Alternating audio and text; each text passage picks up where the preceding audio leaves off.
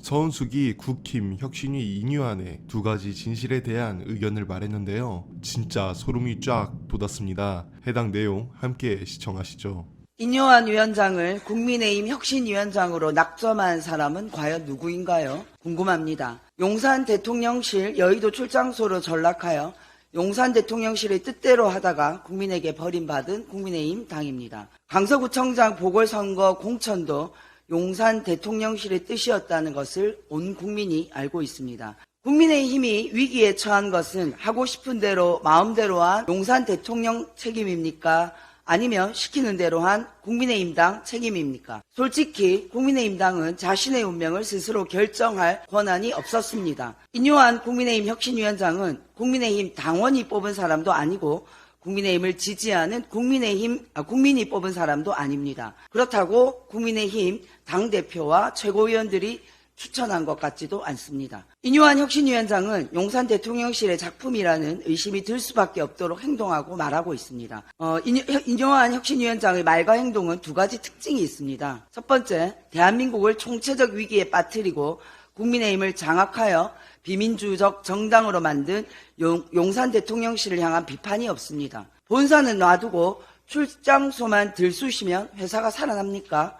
본질을 외면한 쇼라고 볼 수밖에 없습니다. 둘째, 용산 대통령실을 제외한 국민의힘 주요 구성원들에게만 희생을 강요하고 있습니다. 당선이 유력한 자리를 비우고 험지로 가라고 강요하고 있는데 당선이 유력한 그 자리는 윤석열 대통령 키드와 윤석열 대통령 직계가 차지할 것이라는 의심이 들 수밖에 없습니다. 인유안 혁신위원장은 이런 말을 했습니다. 정말 대통령을 사랑하면 험지에 나와서 하고 그렇지 않으면 포기하라. 못하겠으면 내려놓으라는 것. 아니다. 소통, 이미지 등 여러 문제가 있지만 대통령은 이미 변하고 있다. 국회 연설을 보고 희망을 얻었다.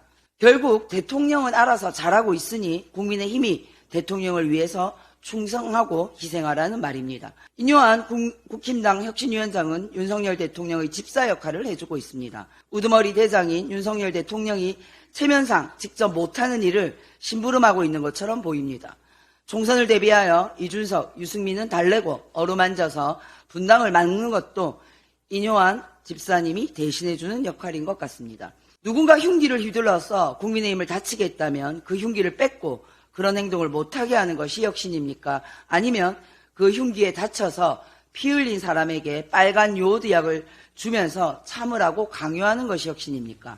대통령이 진심으로 반성하고 변하지 않는다면 혁신이라고 떠드는 것들은 국민을 속이는 신기루에 불과합니다. 이준석 전 국민의힘 대표가 자신에게 빨간 약을 발라주려고 부산에 온 인유안 혁신위원장에게 이런 말을 했더군요. 환자는 서울에 있다. 인유안 혁신위원장에게 말씀드립니다. 환자를 치료하는 것이 혁신입니다. 환자가 원하는 대로 해주는 것은 혁신이 아닙니다.